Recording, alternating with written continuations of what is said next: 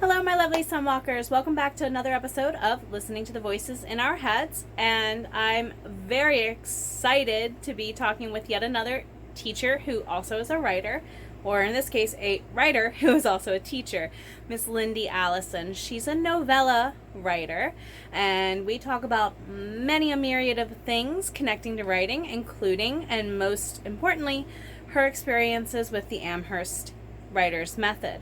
So before we jump in, I want to go ahead and give you a quick heads up. I will also be attending the Mountain Streams Arts Festival this Saturday, August 14th in Fort Ashby, West Virginia. If you want more details on the time, address, and all of that jazz, go ahead and check out my Facebook or my Instagram. Can't wait to see you there this weekend. I will have copies of Book 1 to sign, and they're for sale, $10 a piece. I will have hopefully a preview of Book 2's print proof. That should be coming in time. And as always, I can't wait to share the button pins and bookmarks I have for sale. There's going to be an extra special tack on to this festival. I will be doing a demonstration on how I write my battle scenes. I'll be recording it for you lovelies if I'm able to. But if you want to learn live, in person, and you're near Fort Ashby, West Virginia this Saturday, come check me out. And now on to Listening to the Voices in Our Heads with Lyndi Allison. Let's rock it.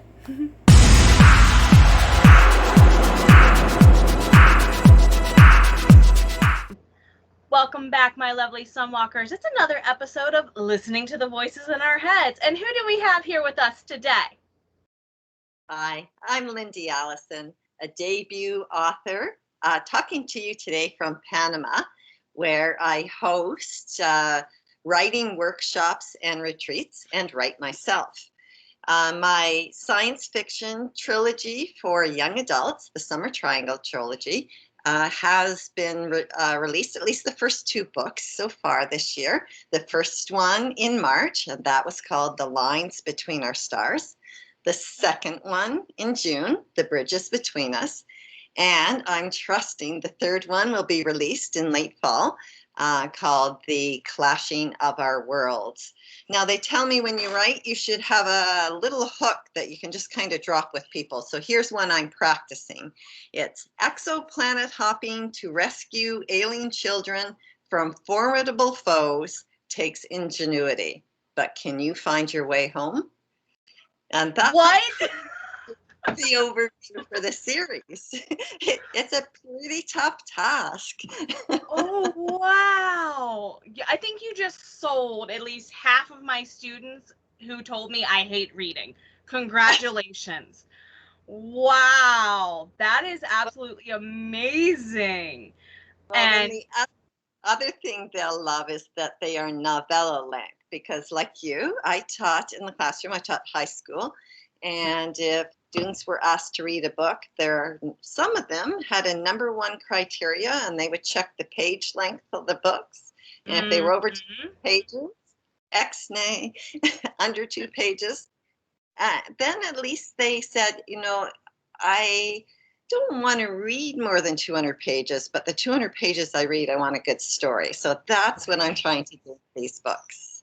And I think the art of the novella has kind of become lost, actually, in some ways. It seems like you either have me, novelist, or short story nowadays. Do you find that kind of seems true? Like novella is a second thought to those two? In some ways, certainly there are fewer of them. Researching the publishing houses, not all of houses take novellas for sure. That's true. But it's a fast, action-packed read. If you're a person who likes tons of backstory and, likes to get lost in pages of the world building, you don't have time for that in the novella. You kind of have to see the world building, on your adventure. As you're passing through, you're catching glimpses of things. That's true. It's a slightly different approach to reading and writing. So it's for some people, but, maybe not for others. how long would you say it would take someone to read one of your novellas then? An afternoon, an hour, a bus ride? Depending on how long the bus ride is. Well, if you're taking the bus from where you are to Panama, you can read the whole trip. Now, wait a minute. If I can take a bus from Maryland to Panama, my father, who used to serve in Panama in the military, would freak. Oh, yes. Where yes. was that train in the 50s and 60s is probably what I would hear. But yeah, that's amazing. Probably, an afternoon for sure that you could, So if you they could. were on a field trip bus ride for 2-3 hours, definitely. Yes, I think that would be a good way to put it for sure. That sounds like a lovely afternoon, or even for faster readers, maybe a shorter car ride. As far as writing goes, are you a pantser or plotter, or in between? Yeah, well, it's a great question because I see kind of being a pantser and a plotter kind of on a sliding scale. And so when I first wrote the first novella, I pantser wrote the whole thing, which literally means, you put your bum in the chair, you put your fingers on the keyboard, and you just let it rip, right? And you Yes. rip right through the first draft. And for me, that was a really good experience because I discovered what my story was, I discovered what my characters were, but it took a lot of editing. I had gone off on this, that tangent, and those tangents ended up getting removed, and the structure, really wasn't there. I hadn't hit the points that I needed to hit. So it was a great exploration, but wow, a little unwieldy. I'm not sure if you've heard that expression that writing a novel is like wrestling a mattress. So Yeah, the mattress is a bear. it's like three mattresses, right? And Mm-hmm. so I realized that, I thought there was a kind of a better way I could go about it, perhaps. I took a webinar Writer's Digest put out. It was called Writing Your Novel in 90 Days. And I read a book by Barbara Kyle called Page Turner. And in it, I learned some ways that you could structure your book, give it, some outline. In Barbara Kyle's case, she outlines for 3 or 4 months, and she outlines like every scene all the way through. Oh So my. she's on that other end of the scale, right? She's definitely the plotter. But I kind of found my place is somewhere in the middle. Research a little bit, write a little bit, map out the structure, check are you hitting the points, note I need to get from here to here now, research a little bit, write a little bit, and just, that worked really well for me. And so the Kind of second, being able to step in and out of the different steps of the process as you needed. yes, Oh, definitely. And then I'm not all at one thing for too long. I can't stay at anything for too long. And guilty. and so the books came together much faster for me. So, I owe a lot to, both Paige Turner and Sarah Dahlmet, who put those together. They definitely helped me understand the 3-act structure. I mean, there are other structures, but that particular one. And, know what points I had to hit so that, I got my inciting incident in there. I hit the right timing for the rising action. I got my characters in a lot of trouble that was hard to get them out of. Yes. Barbara Kyle's number one thing is thou shalt not bore. So, you don't want to put those boring bits in. And yes, they really help me to define my process. And it kind of changes a little bit with each book. But, the scale slides up. I'm plotting a little more here. But no, now I need to fly by the seat of my pants here so that I can have the freedom to have the story come to the surface that needs to happen. So it's And been when fun. I was going to say, it sounds like it's been a blast on your end. I kind of do something similar, and I especially did that with book 2. I had an incident in my second book where somebody up and disappears, right when I needed him most. And I'm like, dude, you're a secondary character, but I can't do this thing without risking killing somebody if you're not there. Sorry, I'm out of the picture. Yes, everybody who reads book 2 is going to be like, yeah, we're right there with you. Why did you have to go right then? The story, the character said, this is the way it's supposed to go. Yeah, And they let you know. Yeah.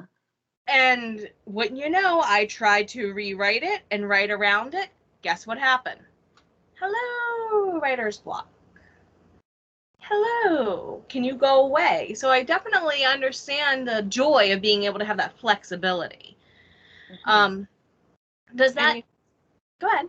You might even pause sometimes if you get to a part that's challenging. At the end of book 3, there are actually 3 enemies that all come together and converge near the end, kind of the finale. And I really wasn't sure how I was going to make that happen. Fight scenes are like this choreographed dance, and working with foes, it was like, I really have no idea how I'm going to do this. So I paused and I took a course, just a 2-hour webinar on how to write those kinds of scenes. Then I went back to my go-to free fall wrote, and suddenly it was right there. So, you take the time you need to, explore where you might, need a little bit of extra help.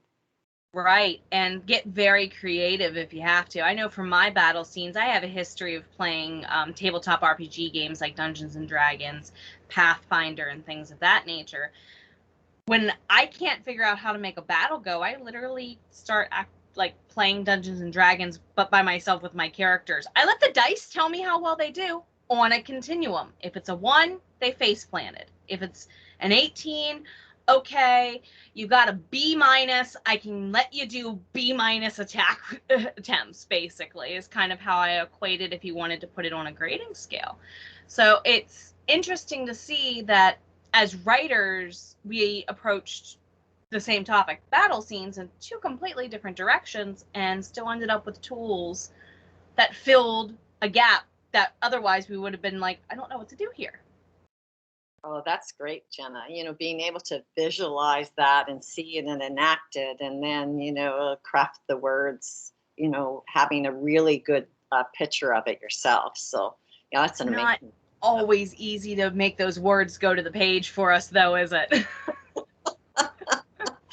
Well, that's why, later we're going to talk a little bit about a method of writing I use, but it's very much about giving yourself permission to, get to the page and write something and not have it be good the first time you write it. And that's true. Then work with it later. So definitely, giving yourself the freedom to not have it come out perfectly and know every rich detail that'll place the reader in the midst of the scene that they could be added later. True. And just to clarify, you mentioned earlier we're both teachers. Were you a writer first or a teacher first? Well, I was a writer first. Mm-hmm. I enjoyed writing and was, very much learning the craft myself. I took a creative writing course in university and enjoyed it. I had done some freelance writing, more like newspaper, magazine, and online articles. And I had published some adult short stories, but I also offered writing camps for children and teens and adults as well.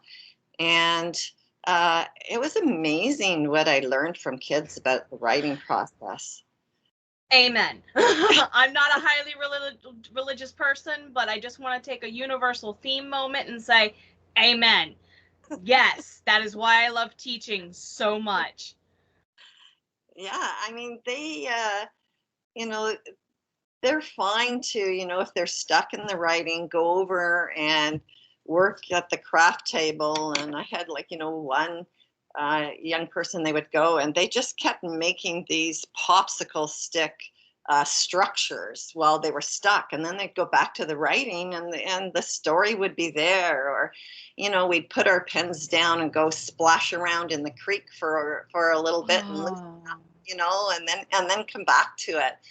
And they really showed me that you can relax a little bit more about your writing. Take that break and do something fun, do something creative, a creative activity. And sometimes we get a little too much analytical on that side of our brain. Come back into the creative side, and the writing will start to flow a little bit more for you. I always got a kick out of, though, Richard Scrimgeour, who's a middle grade writer, a Canadian middle grade. He would often come and speak at our camps along with other authors. And, he told me he was always amazed that kids would choose to come and write for a week. Because he said, my perspective on kids is I go in my office and I write, and I'm supposed to be taking care of my kids, but they're in the rest of the house. And then, I have to go and kind of tidy things up before my wife gets home.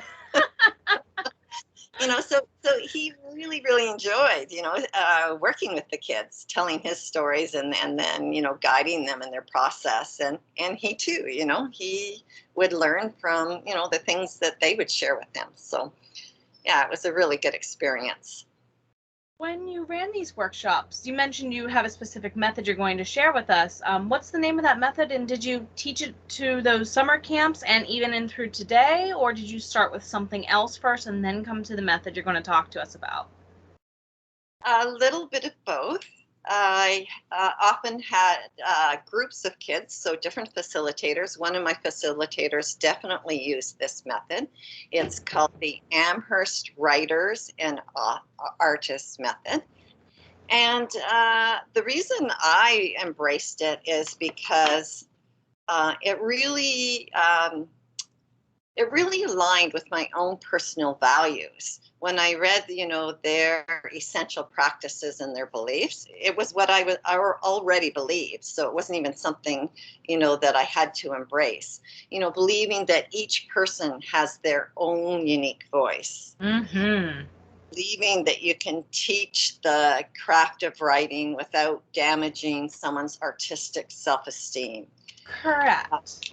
Taking each person's contribution as being valuable, regardless of, their education or their background. And in many cases, the group being enriched because we all have different backgrounds. And so, even the guiding practices and principles were something I had already believed in. And so the idea is that each of the participants embrace these values. And we write to prompt. So we have timed writings. Mm-hmm. Well, it could be anywhere from 5 to 25 minutes or so. And then each person is asked to share what they wrote.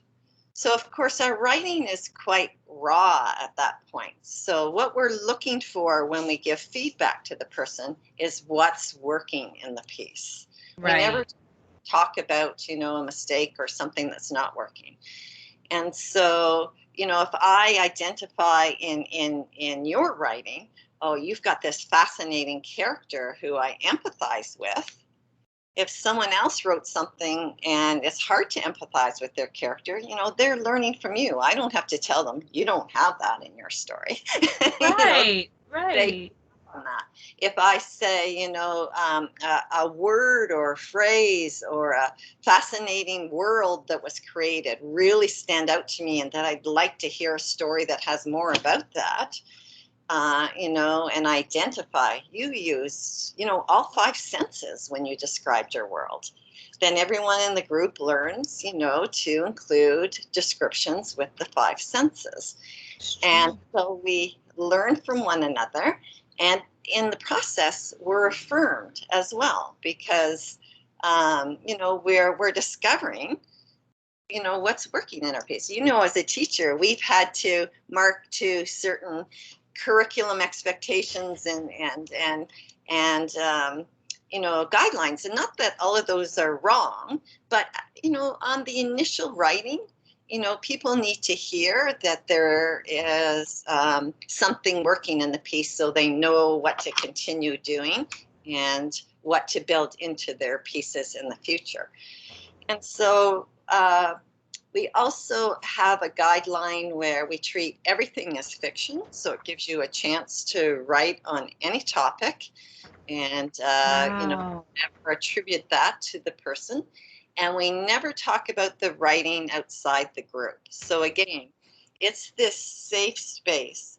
When you read, each person in the group responds to it, something's working, and we call that holding the space. We hold Mm-hmm. that space for you, and it is really confidence building and affirming for writers, because I'm sure you with probably writers young and old, right? And we're our own worst critics in many cases, Very right? much so. And having taught public school for about a decade apiece in comparison, we both know that a lot of the kids you were seeing even back in your workshop, they went home to wonderful lives, some of them true.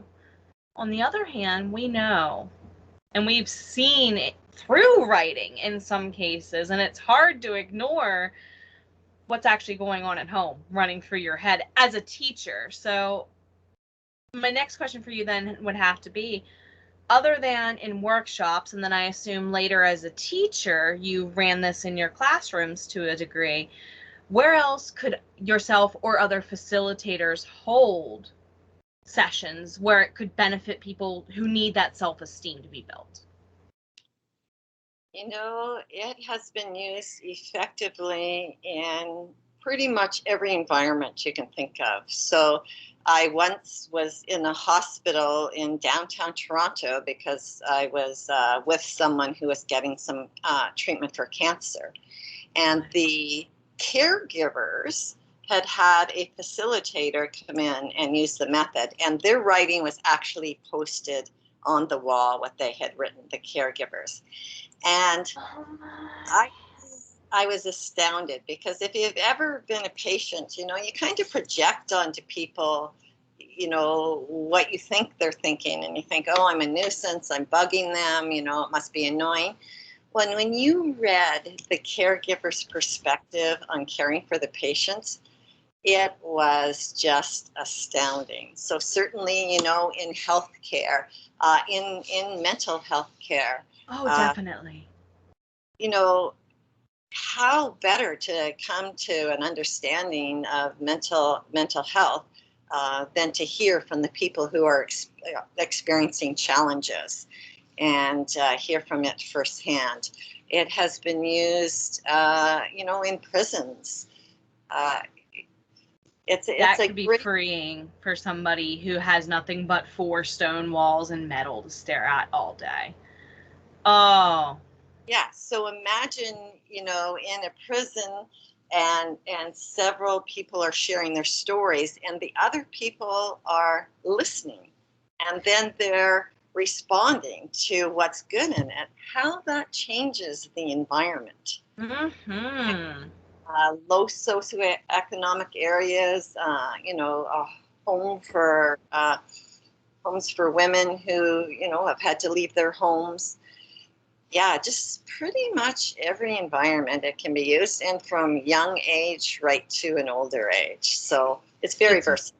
very adaptable, yeah, and extremely flexible is what it sounds like. Um, at the same time, what was the impact of the writing camp you run for students versus what you saw, or in your classroom or not, versus how you saw it interact with adults, since you said it can be used, from like age 5 to 50 at least, it seems. Uh, well, usually when I write with children, I might write for a shorter period of time, depending on the age or the avidness, because I kind of gauge it depending on whether it's a general classroom or in a writing camp. They tend to be more avid writers, so we would write Correct. for a longer period of time. But one of the prompts that we use is to ask writers to write down a few transformational moments in their life. So we would define a transformational moment as a moment when something occurred, and after that occurred, nothing was the same anymore. And it could be something good. It could be, I got a new baby brother. Mm-hmm. or it could be, I've had children write about older siblings who are transitioning, and they're saying, well, I used to have a sister, but now I have a brother. I have a brother. That's amazing. So you take those transformational moments, and they can, give that moment to another character, and they can write the story however they want from there. Mm-hmm. And so it's a really great way for them to process things. It's a fictional story, so, it gives them the freedom to write, but it also has an intensity because they understand, the emotions behind it, or maybe the confusion, or the I don't understand, or I don't know how to cope with this because things are different. And so, this works actually with the young and the old. I used it in an adult education class, and many of those adults had their education interrupted. So either they had health issues or difficulties in the family, or learning difficulties, but for one reason or another, they may not have got their education. So they often had trauma. So they would write maybe 5 or 6 transformational moments, choose one, and then write a new ending. And then later on, in the course, or in later when they took other courses, they would come and chat with me, and they'd say, do you know that transformational moment I wrote about has been tripping me up for years.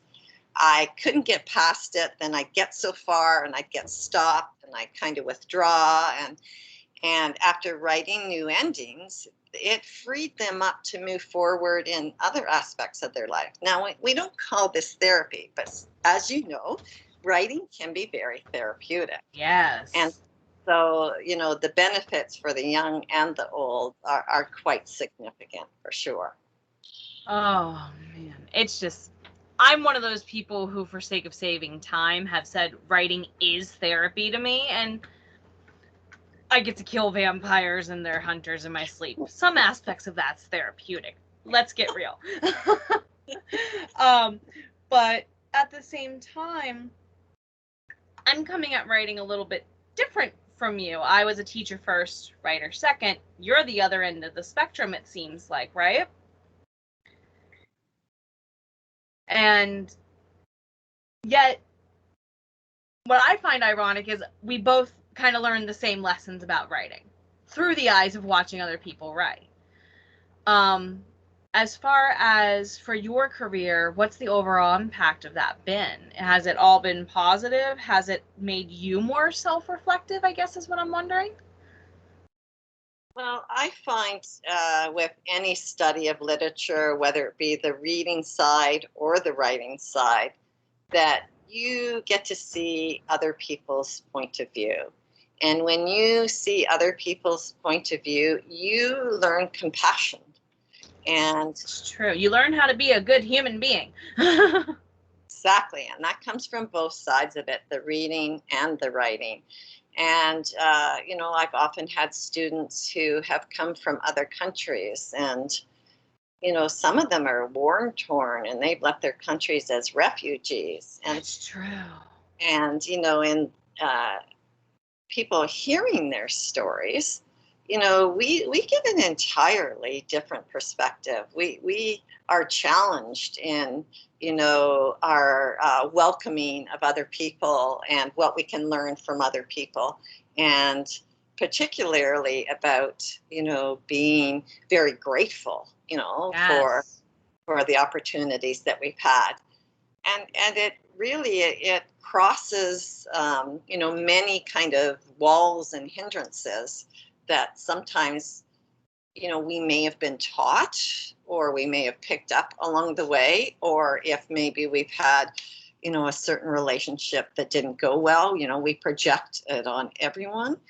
And, it breaks down those kinds of barriers. So it makes for a better classroom and a better world. And also, a lot of people feel invisible. You know, I have the permission from one of my students to share. She had a particular skill that no one, really appreciated, and it kept kind of getting shoved to the side. And she, for her story, ended up writing a children's picture book. And so she writes about, a child with a certain skill that no one recognizes. And this child ends up having just the right skill at just the right moment to kind of save the day, right?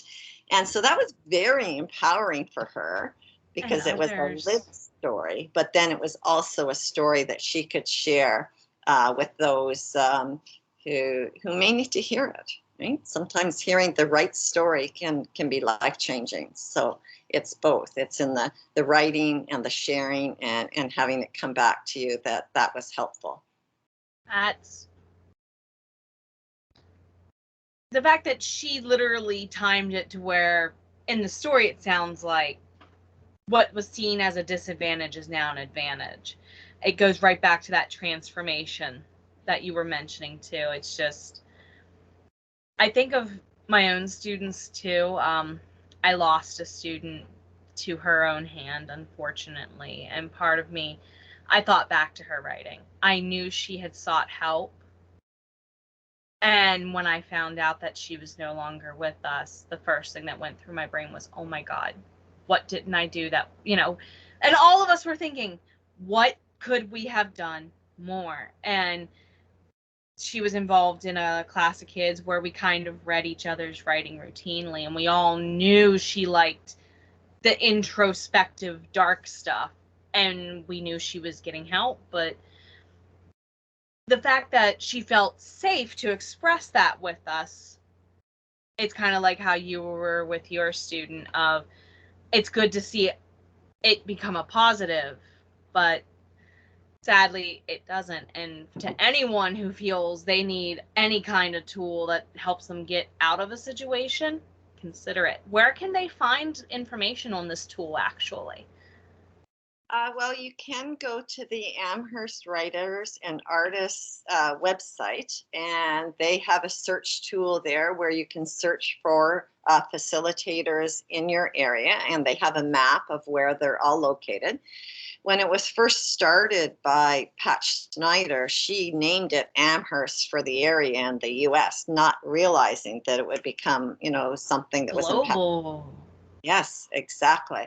And so you'll find the facilitators that we talk about that work in certain populations and certain communities. So if you're looking for something directed, you'll find facilitators who work virtually, and then for those who work in their local areas as well. So that's amherst.org is the site.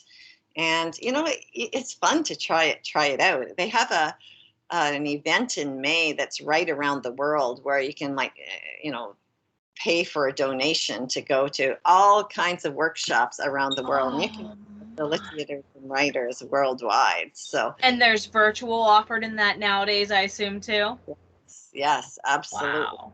So that's the beauty of the virtual. You can be writing with people from several different countries. And what you're learning from each other. Oh my goodness. That sounds like a dream in many ways. And they're either, I take it, rather low cost options all the way to, I want to pay this person to teach 1,000 people at once, I assume, if that's what they're into.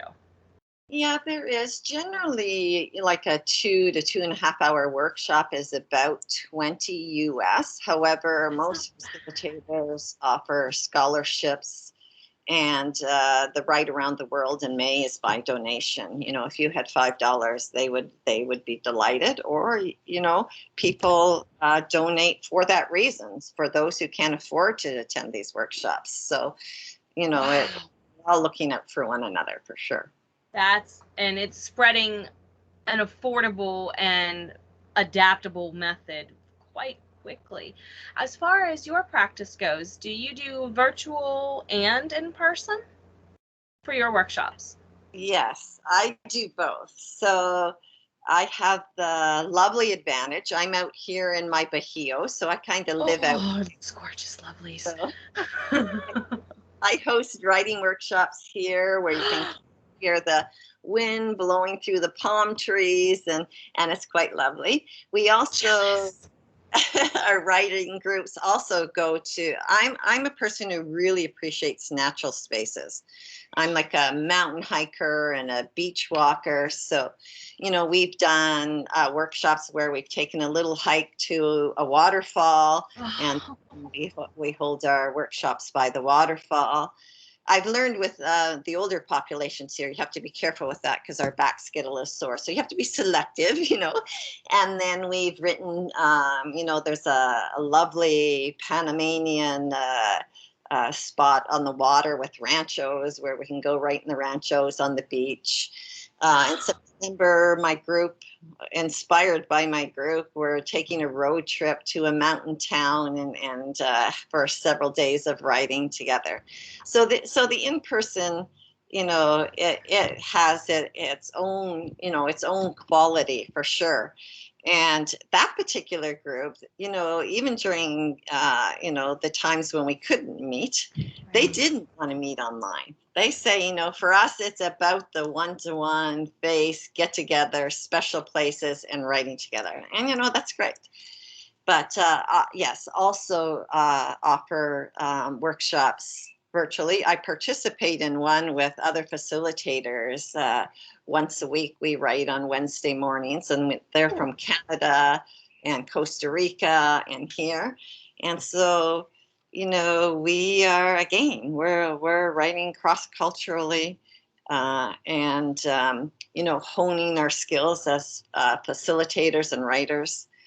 And then I host, periodically just virtual ones for those who can't make it to the meetings. And, because you're holding space, even though you're not actually together, you still get that value, and you still leave like feeling, to me, you still leave feeling like you've been in the room because of what you've shared. And so, yes, definitely both in-person and virtual work. And don't be afraid for some people to try a combination of the two, especially if you want to work with someone local, and maybe you want to work, if you're, for example, like me, writing about another country you've never been to, you might pick up a reader in that country, or a group in that country who might be like, you got this wrong. So that could be beneficial for writers and of all skill levels as well, professional and not. Sometimes they're individual, like one person will book one, just like you can take a private lesson, you can take an individual one. I've been writing weekly with a gentleman who was originally from Italy, then lived in Argentina, but now lives in Quebec. And I mean, he's always challenging me because, his allusions to literature and things are from outside my experience. So in many ways, he's teaching me, right? I'm growing and learning from experiences and readings that I've never had. And so virtual can definitely have a very, very rich texture to it. So don't be afraid to knock it, or don't be afraid to try it before you knock it, basically. Well, thank you, my lovely, for joining me today. We're going to start winding down here shortly. Do you have any questions for me before we do? Yes, I'm actually intrigued. I've just recently been introduced to your books, and I can't wait to read them. So I jotted down a question that I would like to ask here. You said, because this intrigued me about your books, you said that you answer a main question, and your question was, what happened to magic and all of its creatures, mythical, paranormal, divine, and otherwise, according to human history as we know it? So this fascinates me and intrigues me. So, Thank you. are you willing to share a little bit about that? Sure. Kind of like how you started off with your little elevator speech. That's kind of where it originated, in part. My husband's a businessman through college training, and he's a small business owner himself. So he often has told me, you got to make sure you can tell people about it in like 2 minutes or less, because that's about how long their attention span's going to last before they decide whether or not they want to make a sale. So part of it was, okay, I've written one book, Bound by Fate and Blood. I know I have upwards of at least 8 planned.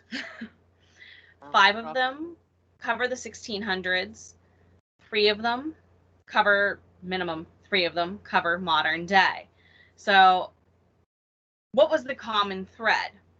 When I got looking, the common thread was they're all vampires, werewolves, fairies, people who can have connections to cat shifting, and people whose ancestry includes dragon blood. So they're othered.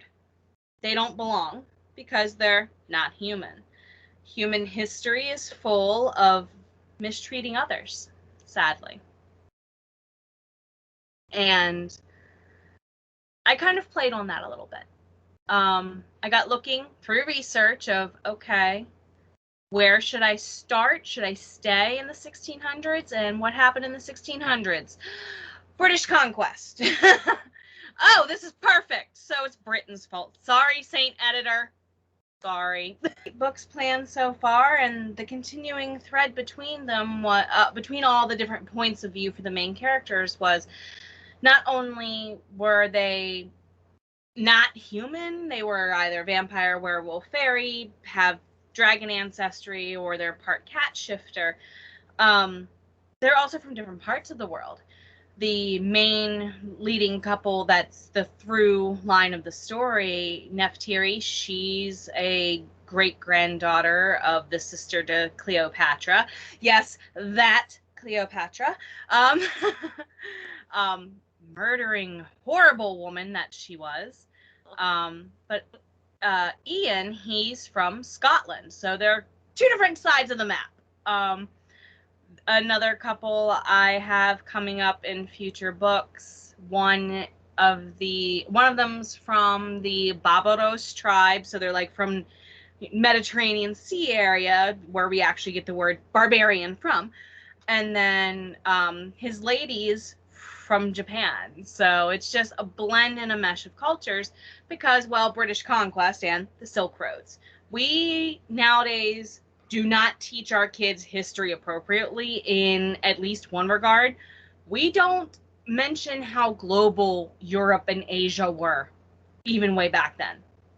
They were interconnected for so long, and it affected a lot of things. Why do you think you have saffron in Italian dishes, in Spanish or Portuguese dishes? It followed the Silk Road. It followed the money, basically. And rightfully so, Ian's a merchant, so it really starts off, you have 2 people who have seen the world go through some good and bad, and they're given a choice of either working together or getting shredded apart. And it's kind of tragic, but from my perspective, it's true to life. Life is not all bells, whistles, pretty parties, fancy clothes. It's not. It's not all romance, either of the lovey-dovey kind or the, literary kind. It's not, oh my goodness, this guy's going to make me swoon and I'm going to pass out. No, that's not even true to real life back then. So I try to treat it very slice of life-like, because I know I'm working within the human space with othered populations. And I grew up the first 8 years of my life downtown inner city Baltimore. Just to give some people a little bit of indication, I was literally the only, and I don't mean to be racist in sounding this is just how it was. I was the only white person in my classroom sometimes. I didn't care. I felt accepted. we were a mixed blend culture neighborhood where I lived, and it was great. There was always good food. The concept was you look after for your kids and I'll look after for mine, and we'll look after each other's, because it was a bad neighborhood in the 90s. And the crime rate was horrible. We literally would have gang fights on our front stoops, break out, and would have to run inside. And my parents, like many parents across the board in that neighborhood, said, bye, we need to move.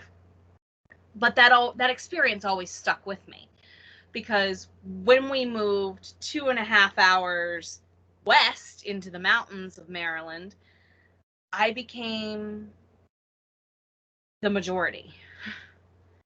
I literally came home from school my first day in a new 3rd grade class and looked at my mom and said, why is there only white kids in my class? Significant change. They had never heard of half of the food I experienced. I ate curry as a kid. I had Caribbean jerky. I had Korean food.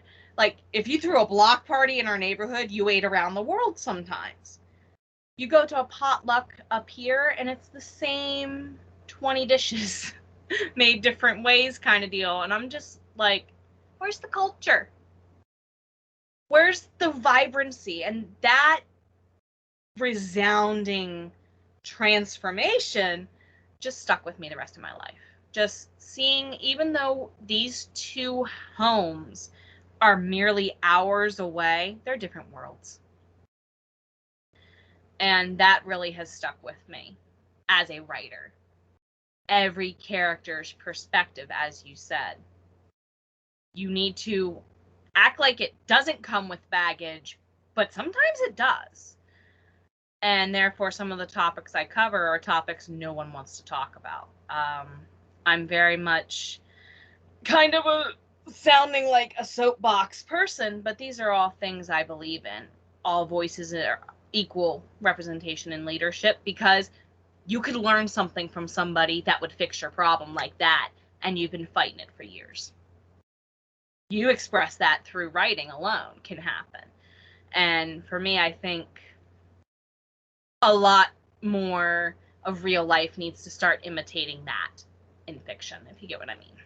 Yes, absolutely. Wow. I can't wait to read your books. Thank you. The passion and, this rich experience that's going to show up there. Sounds fascinating. Thank you. I love culture and history, and always have. And some of that comes from those real life experiences. Delve right in my psyche. And book 2 comes out next month, thankfully. I just ordered the proof prints before we started talking today. Fantastic. How exciting. That's awesome. I'm nervous. It's like that feeling is back again of, oh my goodness, it's about to get really hectic and then be over. I understand. Yes, for sure. And I also understand what you're saying about the influence. I recently visited an archaeological site in Volcan, Peru, Panama, and learned that 3,000 years ago, that area was inhabited by Chinese and Africans. I know, right? I was like, what? They found evidence of those societies. Yes. So, yeah. We think we know. We think we know human history. We know the highlights. We know the Cliff Notes and Spark Notes version. That's it. Wow, that's amazing. So as far as for you from a reading perspective, did you want to make any reading recommendations, shout outs to anybody you've been working with perhaps? Well, yes, I've been reading a lot of middle grade and young adult literature because I'm writing young adult. I have come to know the writing of Ray Knightley. She wrote a lovely 6-book series called the Alien Skills Series. Fabulous series for middle graders where a young boy acquires an alien skill and the adventures that sets up for him, but also the danger it puts him in. So definitely a good read. Recently met up with Christy Watson's work. Now she's writing for Orca books, with the high-low series. So Yes. she was very helpful in terms of knowing vocabulary usage. And I recently read her book On Cue. Great book about a young girl who just wants to be in the drama club. And she brings along her special needs brother because she's a caregiver. And it's about how her younger brother influences the entire club. Beautiful, beautiful story. Then Barbara Baker wrote a great YA book called Summer of Lies. So this really spunky protagonist who's living in the wilderness in Banff, Canada, and mountain climbing and chasing after poachers and discovering all the lies that she's been told by her family as she tries to find out who her father is. So yeah. Yes, another great story. And you know what? I think I would probably recommend this woman I recently met by the name of Jenna O'Malley. Thank you. And definitely anybody who thinks novels are perfect or novels are too long, you need to check her work out. It just sounds like some people could sit down and read 3 or 4 of your novellas in a day and be satisfied, whereas I can imagine some of my students who aren't the most avid readers would be like, okay, how am I going to feel this bus trip home from this football game? Consider it. And where can they find your work? Amazon, I assume? Yes, on Amazon. Both in ebook and paperback right now, books 1 and 2. So the experience of reading the two is so vastly different, isn't it? Oh, so very much. Thank you for joining me today, my dear. We're going to go ahead and sign off of here, my lovelies. It's been a pleasure. I hope they enjoyed the conversation with us, and hopefully you'll come back and join us in the future. I have a teacher podcast day planned where I'm hoping to get a bunch of teachers who are also writers together. Hopefully you'll join us for that. Oh, that'd be fabulous. Thank you. Appreciate it. Wonderful. So we're going to sign off. Have a good day, my lovelies. Ciao.